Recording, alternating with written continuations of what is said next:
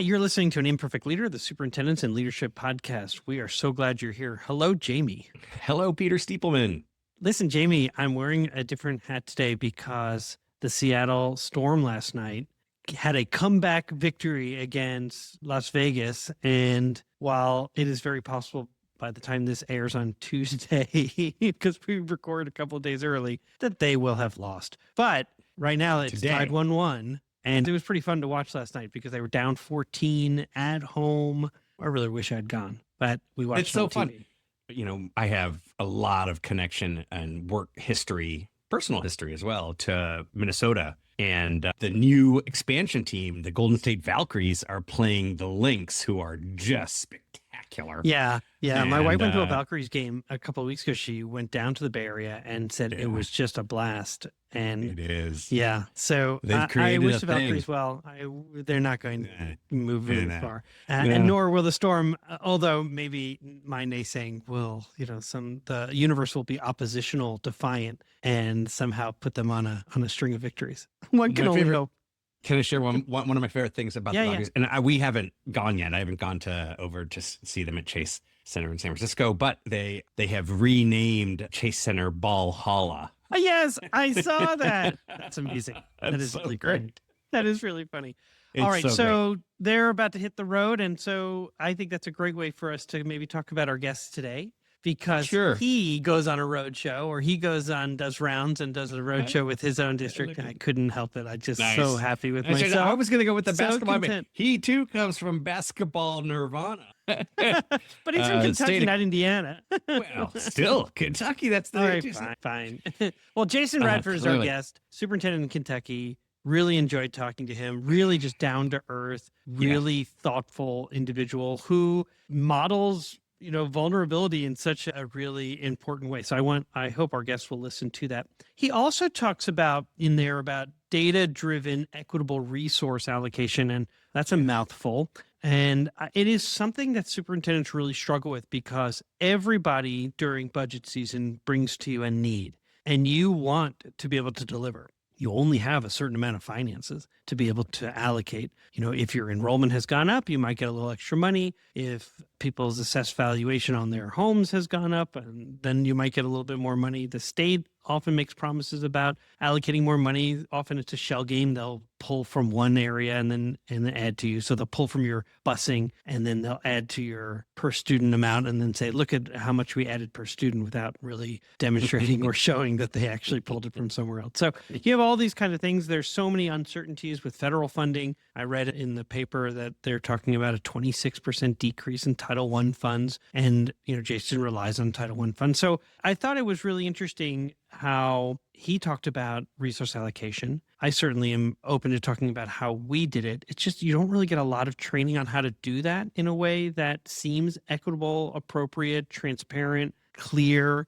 and that can be supported by those who feel like they didn't get what they asked for. That part of the conversation, which I hope folks will listen to, is kind of Superintendency 101. Like, what you prioritize in your budget is what you care about. And so if that's just rooted to what people are asking you for versus what you have said we're about, that's where the problems arise. Totally. Being clear, right? That clarity of vision, the clarity of here's what we're about. That part helps you grasp. It's not like North Star. It's the same kind of concept. Yeah, you say it. I'm not accusing you of saying it flippantly. I think you're right in that should be considered sort of the basics. Your budget should reflect what you value, and it should reflect what you're prioritizing in terms of what your district needs. I will also say that sometimes things pop up and that becomes, oh my God, I need this right now. Right. And it's the same thing, I think, as a homeowner, right? Sometimes we're like, I must have new lawn furniture. Like, actually, it's not your priority, although in that moment, it seems like it is. So,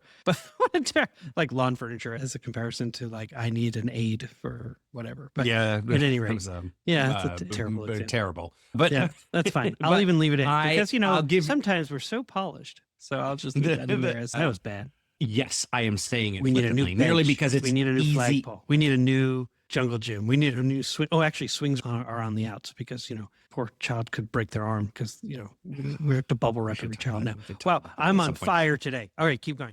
My flippant comment is it is in some ways flippant only because it's easy to say. It's very hard to do. You also don't know what the emergency is down the line. So, this too, if I stretch your housing example, like buying the lawn furniture, but you don't actually know that there's a leak in the roof. And so That's true. Yeah. that comes, and all of a sudden you're like, oh, wait a second. How many TAs quit? Why did we lose 5? And it's March. Yeah. That's just the nature of the Well, day. and then I would say, for example, this week in particular, superintendents all across the country, as I've talked to them, are dealing with the political fallout of real divisions in our nation and trying to navigate what has become, if you listen to last week's conversation with Carl Cohn, the fact that they have to be civic leaders and politically savvy leaders. And they're like, I got into this for teaching and learning. And now I'm getting doxxed by people all over the country who are emailing me about firing this teacher or firing that principal because they said something on social media in their personal time that is considered offensive. And now they're putting people on admin leave, paid admin leave, as they have to investigate, and their boards are being punished by local and state officials. And it is out of control right now in our schools. And, we talk about being transformational.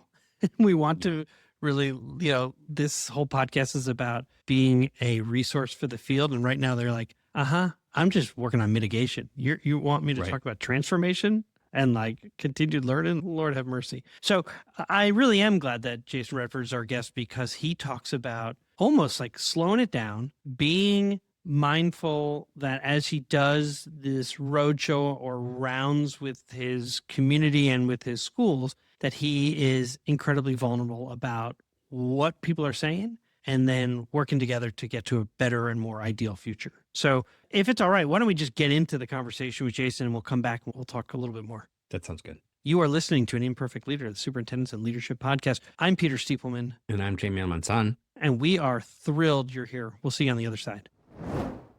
Today on An Imperfect Leader, our guest is Dr. Jason Radford. Dr. Radford became superintendent of the Oldham County schools in Crestwood, Kentucky in July of 2021, with experiences ranging from classroom teacher to high school principal, and from the National School Leadership Coach to assistant superintendent in Boone County. Dr. Radford has consistently championed strategies that integrate social, emotional, and academic learning to support every student's success. So, Jason, we are thrilled to have you. Welcome to An Imperfect Leader.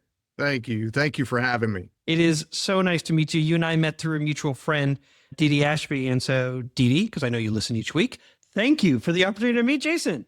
Now, I want to jump right into your background in school and system improvement, especially in integrating social, emotional, and academic needs. So here's my first question. Okay. How have you aligned the district's strategic priorities with daily practices at the classroom level? And then what's one decision that you've made that really best reflects your systems thinking approach? When it comes to thinking about what our students need, we have really focused on engaging our staff and helping them engage with kids in a very intentional way. And such as we want every student to be known, to be valued, to be supported, to be loved, and to be safe. And we are not able to do that if we don't provide the support and the resources to engage with our kids about what they need. And that also includes our families. So partnering with them. So we've structured our support at the district level to all of our schools, and we have someone who oversees our multi-tiered systems of support. And we have also partnered with Care Solace to help provide some additional resources and ask the county government and community to help support that instead of us, because in Kentucky, we are a top 10 in size of districts in Kentucky. There's 171 districts. We're in the top 10 in size. And so we can't afford to be able to add an additional counselor to every school when you think about the needs for every student. So we partner with the community to help bring in this resource. So this resource is almost like an Uber. So our staff now have access to someone to help provide supports to kids and to families beyond or after 4 o'clock. And so that is how, and so we monitor that very closely, and we use that to be able to report and show and see where our our strengths are, our opportunities to improve, and where our blind spots might be. So when I think about this, okay, so obviously, school districts all across the nation, they develop their strategic plans, and sometimes we don't fully understand or see how that is impacting daily practice at the classroom level. And so when I think about this, just from the example you gave, so at a district level, you have a strategic plan that involves, and I wrote down two of them, students feeling valued, students feeling safe. And so I'll use those as an example at the moment. It seems like you probably do some, as part of your multi-tiered systems of support, a survey of some sort, or like a mental health checklist or something that will then reveal to the school at the school level who needs additional support, or it could be through your MTSS system, just assessment data, who needs additional support. And then at the classroom level, this is where you're leveraging these partnerships with outside of the system, those entities that can then either provide counseling support or even tutoring support or things like that. Am I capturing sort of how that moves from aspirational and board adopted to actual practice of supporting kids? Yes, that's right. So our board approved strategic plan calls for us to engage, empower, and elevate the student experience. And for that to happen, we have to have a cascading effect, not just from the district level to a student's desk, but it has to work the other way as well. And so we're trying to be both reactive, but we also want to be responsive and proactive. So to also flip that script, we have really tried to, part of our strategic plan and thinking about the student experience, we know that if we ensure that every student is connected to something beyond the classroom, be at the school level, this is something that professional educators have been doing for years and trying to do. And so we've just tried to focus on fundamentals. If we make sure that is occurring and we check, we trust, but verify with our schools, what supports do they need? How can we make that happen? That ensures us also connecting further with the community, because if that's occurring, then we know that there's going to be a better experience for the students in the classroom. Learning's going to improve. They're going to be more regulated. They're going to be more safe and supported. It's going to make families feel more secure and safe. And so that also drives our budget and how we support after-school activities, clubs, not just sports, but extracurricular, co-curricular experiences. And so everything that we do goes back to how does this support our strategic plan and the student experience in this case. I love it. First of all, I love the fact that you talk about it as a student experience, because that really does, to me, reflect a student first, human centered approach to, prioritizing the student and what they and their individual needs. The other piece that I wrestle with as a superintendent, and I still, is the push and pull between a centralized system and a decentralized system. And what I think I heard you articulating was really trying to find that balance of allowing from a decentralized perspective, the schools to understand who their children are and their families and respond accordingly, because how would the superintendent know all the individual needs of all their schools in such a large school district? Right. At the same time, having a centralized vision of where you're all headed, because in a large system, if every one of your elementary schools, for example, chose to do things at different times when it comes to curriculum, and you've got kids moving from building to building within your own school district, which I imagine is the case, then that's not a very student-centered approach, because you're prioritizing what the adults have decided is a priority for them of when they teach things, as opposed to every child knowing that they're never going to miss a unit of study or an area of the curriculum.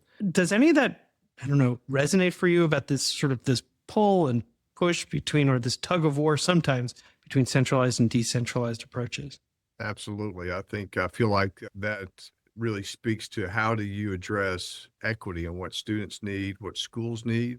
So we have taken the approach of the decisions that we make first need to be connected to our strategic plan. We need to be able to show a clear pathway, a clear connection to that. Yeah. Speaking of alignment, aren't you? Yes. Very much. And then the second thing is that when implementing that plan, it's a 5-year plan for us. And so we've taken it in terms of implementing it 1 year at a time. And so we've focused on a few things this year, and then we want to be able to hardwire those things and then go on to year 2. So we look at what we're ready to do, what we need to continue to monitor. In other words, is it hardwired? That meaning, is it sustained? Sustainability that gets into other conversations, but I say all that to lead into when we implement perhaps a new strategy or we implement a new action, we talk about resetting the floor. we are trying to reset a baseline. So that helps us be consistent. We've had a theme that we've utilized for during my tenure here, that we all are working to row our boat in the same direction. When we think about why, we have to think about our purpose and why we're doing this. But then our data, when we think about the needs of our schools, helps us be able to think about meeting the needs, because all of our elementary schools are not all the same. We have, in terms of free and reduced, in terms of languages or language barriers, EL students, or all of those are students with disability or with disabilities. All of those things help drive how we provide that support. So we've even just implemented, our board just approved just this past spring. I'm really proud of this, that how we fund our schools, one of the funding mechanisms to help drive that is reducing the barriers for learning. And there's some state processes that schools have to utilize that I, as superintendent, am not part of, but work with the board to provide monies to support. Here's what I mean by that, is that we are providing some specific support to schools based upon their free and reduced lunch rate. So in terms of poverty, there's not really that I'm aware of, a national model that's allowed for us to be able to establish a baseline. So we are providing support to schools based upon what they need when it comes to reduce barriers to learning, which also addresses the equity needs, and using data. We have really redesigned how we look at data to drive our decisions, and input and feedback is really important, but we also have to look at student learning and the impact that we're seeing over time. Can I ask just a quick question? Because you're so right in pointing out the fact that your budgets reveal what you are prioritizing. And when it comes to making really clear decisions about allocating additional resources to those who have historically been the most underperforming based on the lack of experiences that children have had as they're coming forward. So can I ask a question about how do you go about creating those budget priorities? Is it like you create tiers to sort of, or as you're choosing to allocate resources, you, your team, and your principals, I imagine you're bringing them in as well to have the conversation. So there's clarity around why this school may have an additional reading instruction, or why this school has before and after school care, and those types of decisions that you might be making. Is it sort of tiers of support that you create, or is it that each of the additional factors at each of the schools get a point, and it's sort of, I'm really curious, lots of school leaders do it in different ways. Yeah, so I envision that we would arrive to at that point in terms of looking at tiers and a more robust system. But we have traditionally been a very high performing school district. However, our demographics are changing. And so what we have seen, and so also what's happening, whether we agree or disagree, what's happening at the federal level that now impacts local school districts in terms of federal funding, as an example. Right. Those are real things that everyone has to contend with. And so and what I mean by that specifically is not so much currently at the federal level, but we have seen our federal funds reduce. For example, Title I. Our Title I funds each year have reduced because our demographics, our census data and all of those things are all factors into what you receive. And so our demographics are changing, but we see needs are increasing. And so that is not necessarily for us. We need to look at how we provide the additional supports above and beyond what board policy says. And so that's been a huge pivot for us in our district, because we have not ever taken that kind of approach when it comes to, we've tried to address needs, but we haven't had a system to address needs. Understood. When you think about changing demographics, and then how do you inform and communicate and garner the support of your community to embrace the decisions that are being made based on those changes? That's a whole nother podcast. We'll have you back for that one. But I do want to talk about feedback, because you were just talking about how do we, you use data intentionally, and you do it as a way also to provide feedback. And so, by the way, if you're just joining us on An Imperfect Leader, our guest today is Jason Radford, Superintendent of the Oldham County Schools in Crestwood, Kentucky. And in the leadership model that I use to advise others, there's a dimension, collective aspiration, which is really the heart of the work that we do. And inside that dimension is a term, an ethic of excellence. And it really speaks to the process that educators and leaders leverage to thrive. And so when I think of the culture of service excellence, I know that's important to you. And it's even, I think it's referred to as rounding in your district. And you've spoken about the importance of rounding and even launched a rounding roadshow. So can you share, what is a rounding roadshow? What does that mean for your leadership practice? And how is it being used across Oldham County? And I guess, how does it help build a culture of service excellence? Yes, Peter, I appreciate you having an opportunity, giving me an opportunity to be able to talk about this. It's something that it's had such an impact, has exceeded what we had expected. However, our roadshows, it's a simple approach to employee engagement. We knew, but I started, as you mentioned at the top of this podcast, I started my tenure in July of 2021. And so going through that first year, we were, like all school districts, were really trying to respond, react, overcome the impacts of COVID at that time. However, we were at a critical juncture in our district. Our turnover rate in Oldham County was above. There's several different studies and statistics out there at that time. But Oldham County, we were above the national average in terms of turnover rate that we were seeing. And so we're right next to Jefferson County, which is the largest school district in Kentucky. And the pay gap was very significant. And so there was the culture in our district was not where it needed to be. And so we needed to take action. We needed to have urgency, not go too fast, but be laser focused. And we coined the phrase or the term roadshow because our senior leaders, myself and our senior leaders, were going to hit the road, and we were going to go to all of our people. We have 1,500 full-time employees. And so we were going to hit the road and go to them, but we needed to create a system to be able to help us be able to talk to them strategically, intentionally, about the things that we needed to do, and they needed to be involved and be part of the solution and not be one they didn't need to perceive nor see nor feel that Jason, as an example, was sitting in his office and just coming up with these solutions and hoping that it would work. So that's what we did. We took rounding in a form of being able to engage with our people, and so then we have just grown that. We just completed Roadshow 3.0. And that's our employee engagement. And so it's been so well received, and really proud of the folks in our team and what they've done. And our culture has transformed itself over the last 3 to 4 years. So that's interesting. So what have you learned? 3.0 just ended. I'll tell you. So in thinking about our podcast today, we've gotten lots of feedback from our leaders and from our staff. I'll tell you a couple of things. I'll read a couple of quotes to you. And thinking about preparing for next year, these and how we can improve, because we always want to grow. Sure. That's what this is all about, right? I'm about to ask you, what does an imperfect leader mean to you? Don't tell me yet, okay, but it's right on key. Yes. Okay. So I'll read a couple of quotes to you. This is from our leaders, and thinking about even specifically about these roadshows of employee engagement. This is a quote, roadshows, 100%. They have clearly mattered and made an enormous difference to removing the divide between buildings and central office. Those must continue. That's huge.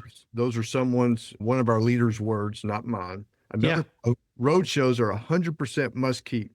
This helps encourage our staff, reminds them of the steps taken on their behalf, and opens a door of transparency that's critical to building continued trust. That's fantastic. Do you feel that in year one, Roadshow 1.0, that you were getting that same kind of feedback? Or was it that they're like, this is nice, but unless you're going to continue to do this, I don't know. You know what I mean? It's like when you start something, people say, that's nice. However, are we actually going to see any action based on the feedback we're providing? And now that you're in version 3.0, I imagine there's been a shift in the cultural field with your goal of trying to increase that culture where students as well as employees feel valued. Yes. So I'll take the last part first. Good, because it was a really long question. So if you had gotten lost from the beginning, that would have been totally fine. We have created our value statements. We refer to them as actions of excellence. And so when we do our roadshows, one of our 4 pillars is the employee experience. And so we put that because that should be always a guiding light for us, depending upon which part of our school district, our community as a whole that we're talking about. So when we do our roadshows now, we pull up those actions of excellence, and we pull up the employee experience, and we want to engage and empower and elevate their experience. And so we talk about that. That's why we're here, because of you. So that question, that first year that we did roadshows, right, really hard. One of the most challenging things I have done for many reasons, because for example, we had started creating a system for what we would present and show, because we were trying to re-recruit our own employees, and we felt like our current employees would also be the best recruiters that we could have. We could advertise, we could do all these things on our website, and those things are important. Everyone takes their approach to doing that. But if our current employees have the best experience and they know that we're taking action, then man, that can be our best set. They are our best recruiter, as I mentioned.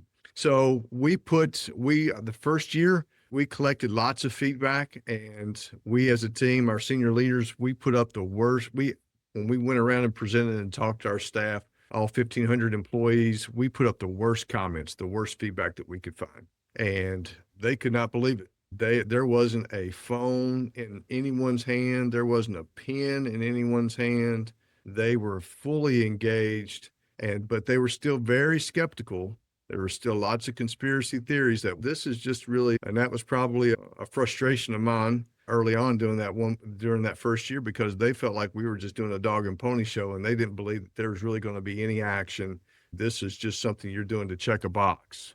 But then when we went through and completed all of that, our board had confidence in taking action with what we had created, put together, and recommended, which was a big risk for us, because we needed to do some things differently, because we needed some strong urgency. Wow. And so fast forward to today, and certainly we have not figured out all the world's problems by any stretch of the imagination. However, our culture is really, you can feel the difference. And our folks, our teachers and our staff, everyone their voices feels heard. And we graduated and started implementing some other things year 2 and year 3. And so I'm really proud of the team. That's fantastic. Curious if there were any from year 1 to year 3 that you feel particularly proud of having either solved or begun to work on. Those audacious problems that predate you are hard to resolve in 1 year. Although when people see that you're making meaningful progress on those goals, then that provides a level of credibility. Do any come to mind? I could think of several that stand out. Some of the most significant ones are also some of the smallest actions that we could take. Of course. It's kind of like when you talk about innovation, people think I need to be thinking about how I'm preparing kids to live on Mars. You're like, no, it could just be that there's a system in place to call parents to celebrate their child's success, as opposed to always being the group that calls to say your child is messed up, kind of thing. That's an innovation when you have a clear new system in place that elevates the feeling that families have about their schools. Because Yes. otherwise, I only hear from my school when my kid messes up. Oh, really? I work in a school or I live in a community where we're called constantly to celebrate our kids. And that's an innovation in my mind. One of the things a small thing I completely underestimated. I knew, everyone is a leader. Everyone has a spidey sense about, your own instincts. And I knew that we needed to do this. But what I did not know and what I underestimated is how much our people starved to be able to have, and I didn't feel like it was because of any one of us as senior leaders or myself as superintendent, but they wanted the superintendent in front of them. They wanted to hear directly from him or her. And I truly don't think it really mattered that it was me or someone else. But, some of our staff would say, Jason, why hasn't this occurred before now? Why? We've never had this opportunity. We've never had. Right. You're essentially saying, look, we're not going to do the superintendent shouldn't be Oz, where there's this mysterious person who nobody ever sees. So just being present Yes. was transformative. That's fantastic. Yes. How does the term an imperfect leader resonate with you? I tell everyone on our team and our principals too, that if you don't make at least 3 mistakes this upcoming year, each year, any year, you're not doing something probably right. So mistakes are, and we don't expect perfection, and mistakes are going to happen. You just need to make sure you're making them in the best, doing so in the best faith possible. And if something happens and we make a mistake in good faith, then let's come together and let's figure out how we can respond to it, because, most things that happen to us, 90% of that is how we respond to it. Hello, everybody. My name is Zach Taylor. I'm the Executive Director at the Center for Transforming Education. And I'm Peter Stiepelman, a former superintendent from the Midwest and the host of An Imperfect Leader, the Superintendents and Leadership Podcast. And listen, we call it An Imperfect Leader because one of the things that we do know in leadership is that we get into these positions and then there's sort of this expectation that we're going to be perfect.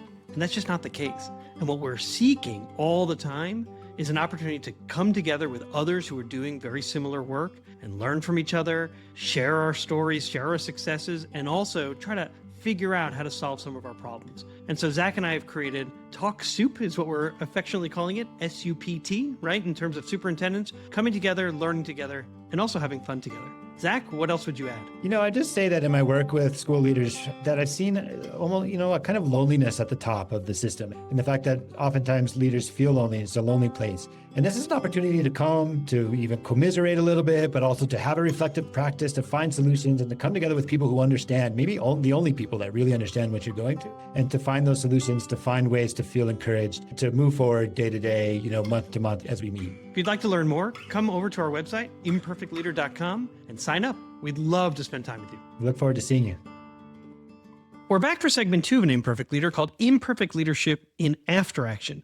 And my guest today is Jason Radford, Superintendent of the Oldham County Schools in Crestwood, Kentucky. And in this segment, we ask our guests to deconstruct a decision that they made, and then we discuss it. Jason, what happened? As we had talked a little bit about in the previous segment, our roadshows were something that we decided that our employee engagement, we refer to them as roadshows. And that is our way of senior leaders hitting the road and going out to our schools, all of our departments. For us, that means about 30 meetings with staff at school level, at the department level. I would also meet with every school leadership team. And so we would embed our process of rounding and asking for feedback and having some face time. And so something that really got overlooked was, as we had mentioned earlier, our people were starving for that connection to district leaders and specifically to the superintendent. And for whatever reason, they felt like there was a disconnect.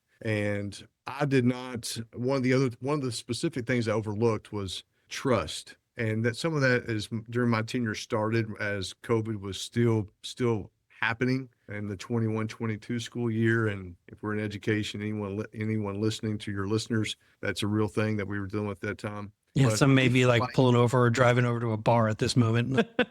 Yeah, any mention of it as during school leadership sort of prompts a sort of not the most healthy decisions. But yeah. No, we felt, and one of the things we would talk about was trust was and at that time and still is, my belief is a very dangerous word. You build trust by doing the work together. And that is like stacking pancakes, day upon day, week, month, so on and so forth. And something that I overlooked was, and I did not really know or understand that level of our current state within the district. And that kind of leads in, that's a little bit further than just hearing from me directly by doing so, but it gave our people a chance and our district a chance to heal. And I overlooked that aspect because that's interesting.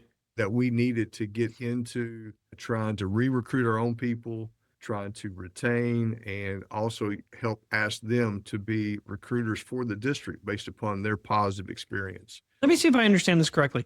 So the initial intent of rounding was you're a new superintendent. You've heard that there's maybe a disconnect between central office and each of the sites. So building sites, department sites, those types of things. And you really wanted to, and your team, to engage employees with this goal of, look, we've got recruitment goals that we have, and also as almost a listening tour to some extent. And what you said in the first part was, if I remember correctly, some thought that maybe in year one, this was about checking a box. Yep, I did my listening tour. I went to each site. I listened to what they had to say. That's done. I don't have to do that anymore. When you got to these sites or department units and buildings, that it was so much deeper than that there was a healing that needed to take place, and that your rounding experiences or your visits had to really expand to be both listening as well as the superintendent has to carry the traumas of so many and has to be that stabilizing force, as well as one that can answer questions and be vulnerable and be humble and be human centered. And so it sounds like you then had to do some restoring of trust, as well as, hey, and also, and I imagine that contributed to, that will help recruit when people say, you work here, you're going to work for a leader and a leadership team that really engages, doesn't just do one-way communication, but rather it's a real reciprocal arrangement. It's shared. Am I capturing that so far? Yes, very well. Okay. And so then what got overlooked was, oh, I didn't realize this was going to become a much deeper and necessary process that's going to have a version 2 and a version 3 each year as you go to each place. What did you learn about relationships? I think that kind of builds that builds on our previous, what we just talked about, because when you touch hearts, powerful things can happen for staff and for kids. And that's also something I did not anticipate would have the kind of impact that it would. I knew that it could be impactful. And the other thing that as hard as that was, doing those road shows that first year and going through all of that and helping our people in our district heal and overcome all the challenges that we as a society and as a public education in our district and locally. The other thing that with relationships, it helped me heal in some ways because of the challenges that we had faced. I certainly haven't talked about that to our staff, and it allowed me to connect with them because I knew firsthand in a way of when we had some day-to-day or common decisions throughout the year in between these road shows. I had a really good pulse in a way that it far exceeded what I had expected or envisioned. And that's because of the relationships and the connections.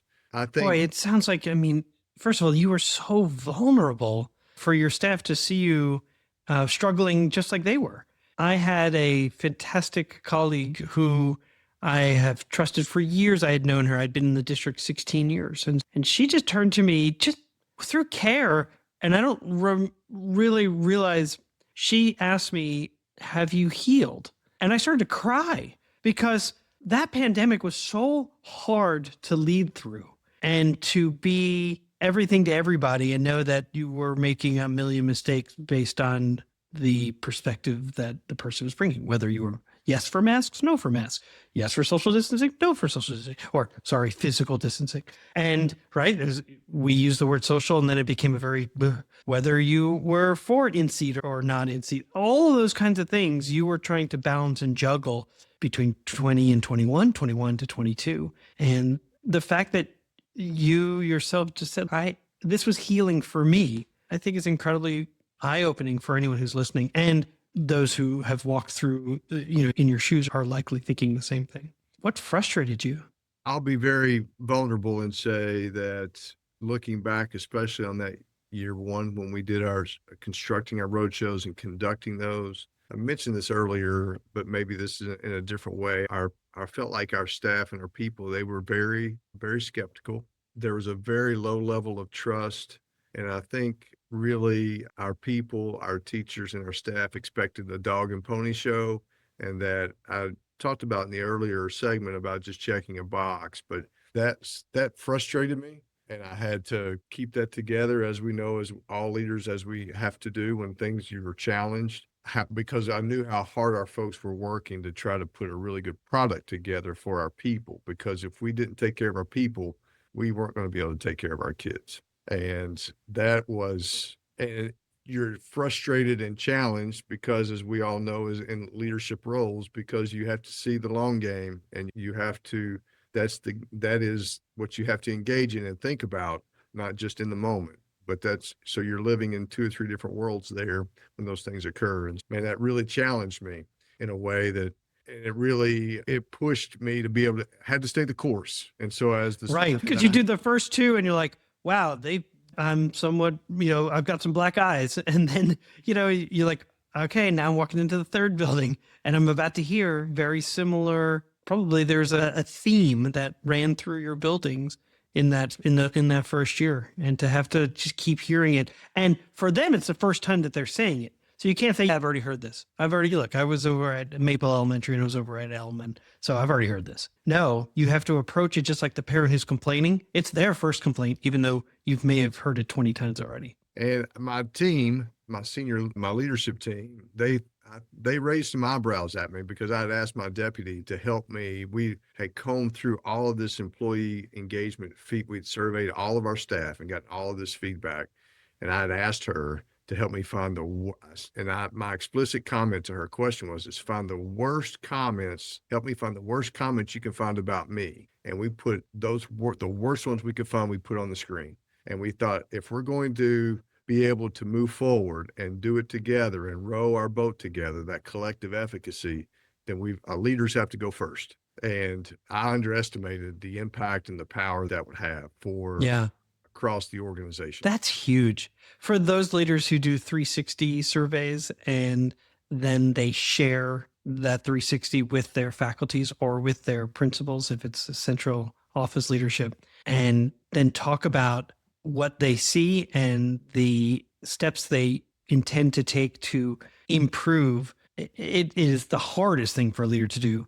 And it does demonstrate it demonstrates leadership, that you're not hiding from the feedback that you might be getting.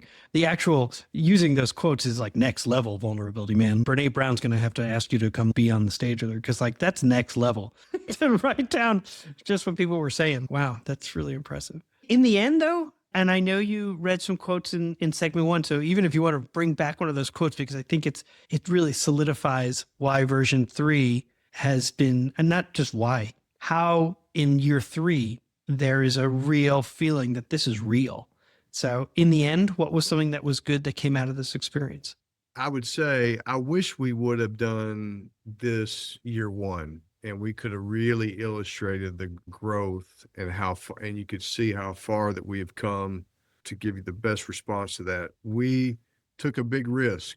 We didn't do this year 1, which is what I was alluding to, but we did it year 2 and we did it this year. We had presented, it took us about 45 minutes to an hour, and had talked about, we really morphed into not just teaching and learning, but also facilities, strategic planning. Right. Recruitment, retention, salaries and benefits, and employee experience, and just all the things. But at the end, starting in year 2.0, we did a live poll. And so we asked everyone on the spot, pull your phones out, scan this QR code, and ask us or tell us, are we on the right track or the wrong track? Yes or no? And then we put the binary, like, because we're not, no middle ground. Correct. Again, wow. And we put the score up on the screen in real time so we gave them 30 seconds, a minute, and we put the score up on the screen. And so then people would hear about this, and very humbly, we were very proud of the response rates and the level of agreement that we got back. But when people would ask, tell us more about that, even locally in the community, I would ask them the question. I said, okay, so help us, so our board would have confidence in what we were doing. That's really important, because, you have to have your head in the sand if you don't know that public education is very challenged right now. So I would ask them, some of our community leaders, county leaders, I would say, what level of agreement do you think, what percentage of our people do you think overall said that we were on the right track? And most people would say 70%, 75, maybe 80. A couple of times I may have gotten to 80 or 85%. So 2.0, our second year doing this, that's when we started, we were 96% right track. And this year we topped that to 99%. Oh, come on. That's amazing.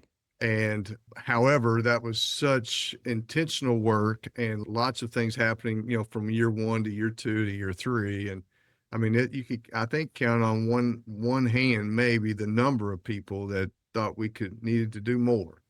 And I told the team, I said, after year 2, I said, guys, this is awfully risky. And so we met with all of our bus drivers each year. And we have a big room of bus drivers, and sometimes in all the districts I've worked in, I can speak from that myself, that sometimes our bus drivers can be the most authentic and real within. That's right. No, there's no sugarcoating. There's no filter. Yes. And they gave us high marks, 98 to 100. I mean, it was incredible. I told the team after year 2, I said, that's one that when we started year 2, I was like, this is risky. 2, I don't know if we could top it. And I was really worried about doing it this year. And we really worked to put together a really a really nice package, I guess, if you will, to support our employees. And we expanded to support our parents and certainly our students. Our guest today was Jason Radford, Superintendent of the Oldham County Schools in Crestwood, Kentucky. Jason, you mentioned at the beginning and then you reiterated it in part 2 about rowing in the same direction. And I love that as a metaphor, as long as you're all rowing towards the right destination. And one of the things that I know that to be true is because you have talked about valuing kids and you talked about valuing employees. You talked about the student experience. You talked about the employee experience. Every one of those things talk about these actions of excellence that you're doing as a school district to really know that when your people and your kids feel valued and honored, they'll do everything in their power to succeed. And it's apparent that's what's happening in your school district. Thank you so much for spending time with me and sharing your story with us. Oh, thank you. I'm very humbled that you asked and very proud to share the hard work of so many people. All right, we're back. What did you think? Specifically, when he talks about, we talked about this at the opening, but when he talks about, he uses the word equity, basically fund allocation and trying to prioritize the needs of the district, and meaning that, and he also indicates that the needs are not the same in every place. I think this is very often the part that all districts are navigating, is that they know that their schools are not the same. Their needs of the students and families are not the same. Totally true. How did you manage this in your district? This wasn't easy for us. And in fact, I'd say probably towards the end of my superintendency, we got into a really good place of doing both asking people what they needed, putting together, we also did a zero-based budget process. So it wasn't just that you got the same budget each year, because that made resources more scarce. And so if in fact we said, what do you need? And so we built budgets from 0 up. What do you need? Not just what did you get last year? And then we'd say, okay, now we have this pool of money. And then we would work together transparently. And I sometimes hate that word, but really like with clarity of saying, here are our goals. And if we're going to meet those goals, here's the data. This isn't to shame anyone to any one school or one level. Here are our needs. And then we would allocate almost like on a tiered system. If all of tier 3's needs have been met, then we'll move to tier 2 and then tier 2 to tier 1. And we then, in my final year, brought in a consultant who actually helped us kind of play this game of, if you want to increase results in this area and you put money in it, you can expect that your results will go up to a certain level, and you may see a decrease in other areas. So you had to balance your budget, and then an added component of what we called karma points, which were essentially you could add all these things in, you'll see the kind of results you want, but the karma points are so low because you've burned everyone out or you lost trust. So it was just a really good exercise for us to put things in tiers, to be really clear, and to have a process for allocation. And I was really proud of it at the end. At the beginning, I thought I was more like, I don't need to tell everyone. I've got it figured out. People know what our goals are. They know which schools are struggling. But until you're really in there, here it is. Yeah. And this is why. People may not always love it, but they understand it. And then they can tell others why. Because otherwise people write their own narratives about why they didn't get or why they did get certain allocations. I like the comparison, the two funds and going to particular programming or whatever new resources for the school systems, while at the same time impacting karma, the concept of karma, either positively or negatively. It makes me think of The Sims. The Sims game. Exactly, right? I can plant all these things, I'll get the yield, but then I don't have enough people to actually, harvest. Yeah, exactly. So, I'm going to build a baseball stadium. I'm definitely building a baseball stadium. Well, no one's going. That's right. It's good. Yeah. So it's our version of Sims. And then we would take that on the road and we would share with our community how we were making decisions, because we knew that 90% of the community gets its information from friends and neighbors. And so they understand why this part of the town that has great resource, that is well funded in terms of, their community supports the schools. We're not taking advantage of that. We are acknowledging it exists and why we might be allocating somewhere else. As a community, we would then stress this, we are one. So we went on our own roadshow. And of course, our guest, Jason, he's got a roadshow that he went on throughout his district to talk about building trust. And, it's true that when he said roadshow, for a moment, my brain was like, oh, like antique roadshow, talking about the value of things. It's like, actually, nothing like that. But I kind of wish he had. God, this is where you and I are just so clearly different people. Like, the thing that went through my head was the WWE roadshows. Oh, my God. Yeah. And so, never in a million years. Fireworks, All of that. Was the Undertaker somebody? Oh my Lord, you're disappointing. I did that to bait you. You're such a disappointment.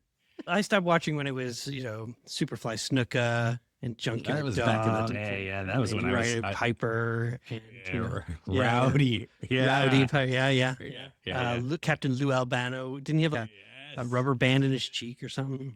I remember. Yeah, I love that. I loved. Was he in like a Cyndi Lauper video?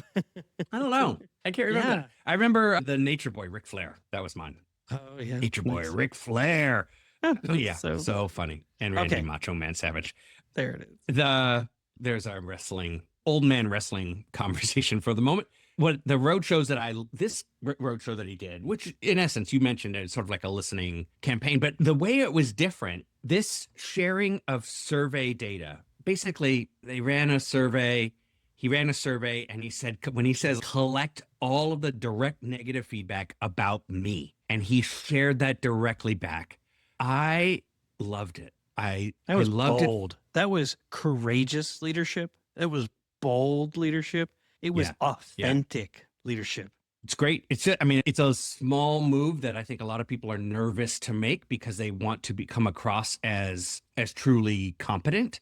But I think that what a lot of us underestimate is the confidence boost that's taken by saying, I heard you. Here's what you said. And I loved it. I loved it. It made me think of in our organization, in APC Leadership Collaborative, we always take feedback at the end of any cohort workshop or seminar or whatever we're doing. And we go through all of that feedback. And then we push that when we open the next workshop, we show that feedback back and say, hey, here are the comments that people had to make. And we made adjustments based on these comments to this particular workshop. That's so valuing. Yeah. Oh, it's just to say, look, you drive your comments and feedback, drive how we put this together. And I think I've said it in another podcast. One of my favorite things that goes with the confidence, yes, he has confidence to share it. But people are people. We're all flawed.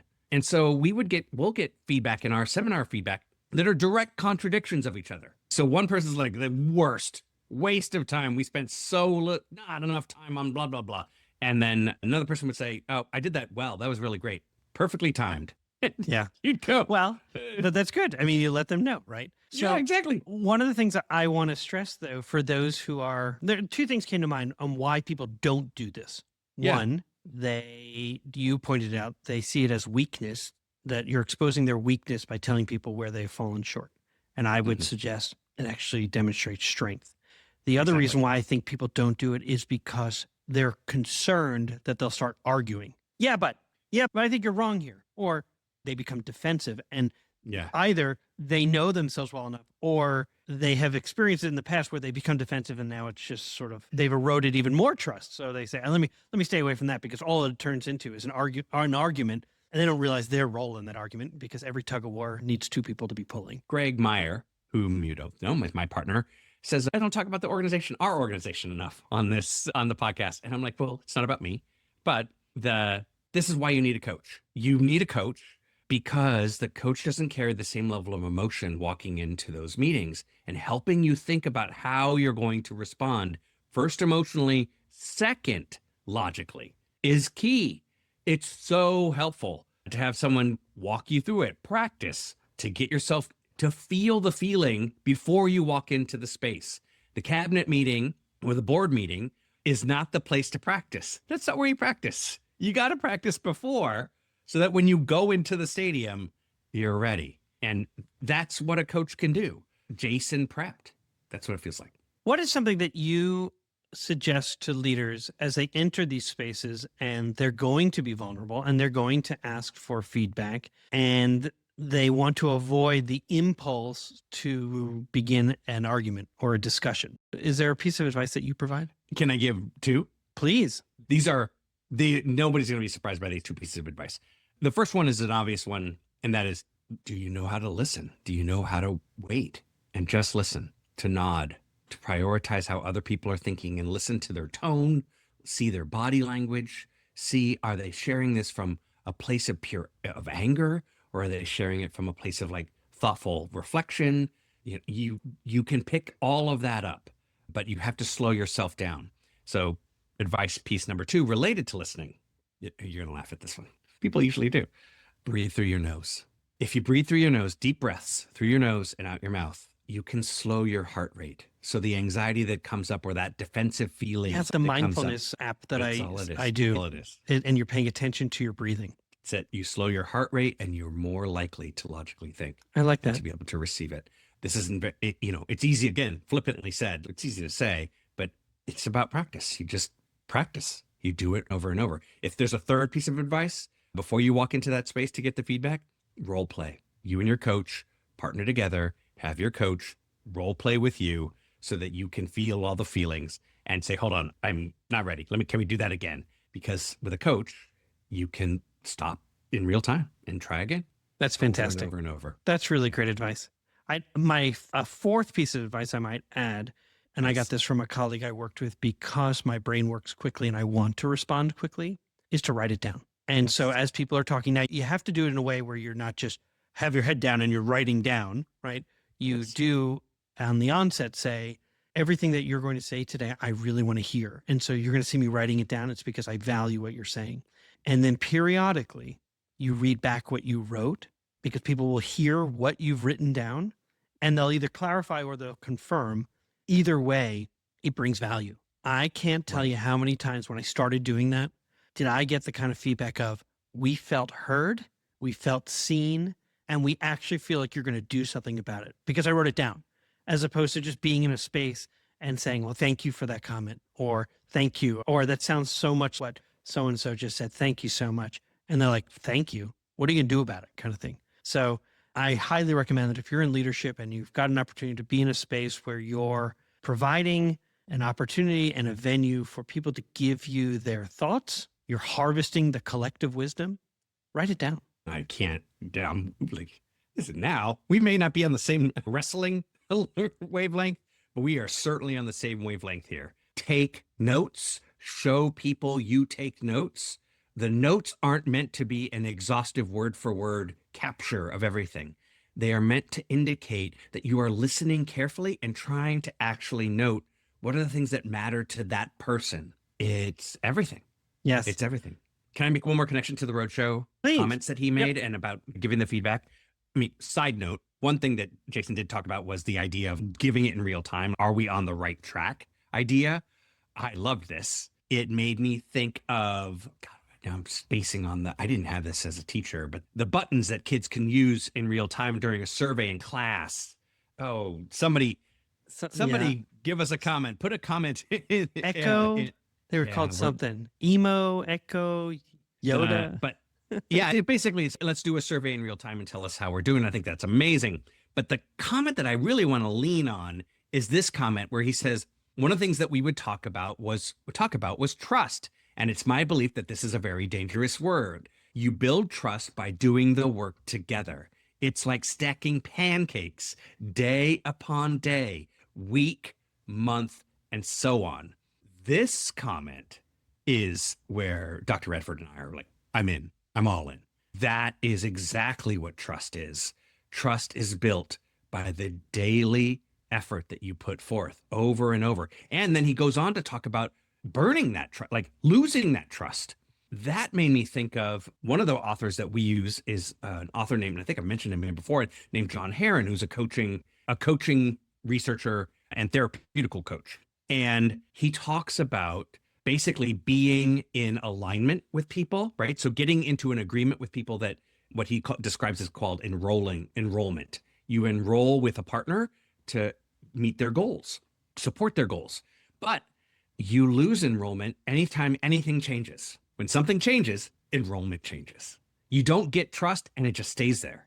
You can lose it very quickly by anything changing. Number of people, the way in which you set up a system, the bus doesn't work, the bus system's not the same. Whatever can actually cause for a disconnect as it relates to trust. So the pancake example is you better have a ton of pancakes timed on top of each other because shifting the bus schedule just lost you half the stack. I like that. I liked also how he reframed this idea. So on the right track sort of helps. I mean, trust is such a big word. and it Yes. means a lot of things to a lot of people. Yes. Track is fairly, I would think, it's easier to sort of get your arms around. And so we're either on the right track or we're not on the right track, right? Trust is such a gradation. Well, I mean, I trust in this area, but not in this other area. So are we on the right track? And this is, I think, all the way back to the original piece of like why it's important to do, because it really will give you feedback that you are on the right track. And the fact that they were like at 96% on the right track, and I thought, that's where you stop. We did it again. 99%. And you could hear I think I say on the podcast, like during the conversation, oh my God. I was like, I couldn't believe it. It's so worth doing. And then it allows you to take some bigger swings and bigger asks of your school community, of your external system as well, when you want to do even bigger things for children. That was well said. Jamie, I will see you next week. Yeah, looking forward to it. Thank you for joining us on An Imperfect Leader, the Superintendents and Leadership Podcast. Don't forget, we'd love to have 5 stars and some comments. Yeah, one of the comments can be, can you tell us what that voting system is in the classroom? I can't remember the name of it. Yeah, see, go do that. All right, see you next week, Jamie. Yeah, take care. Bye.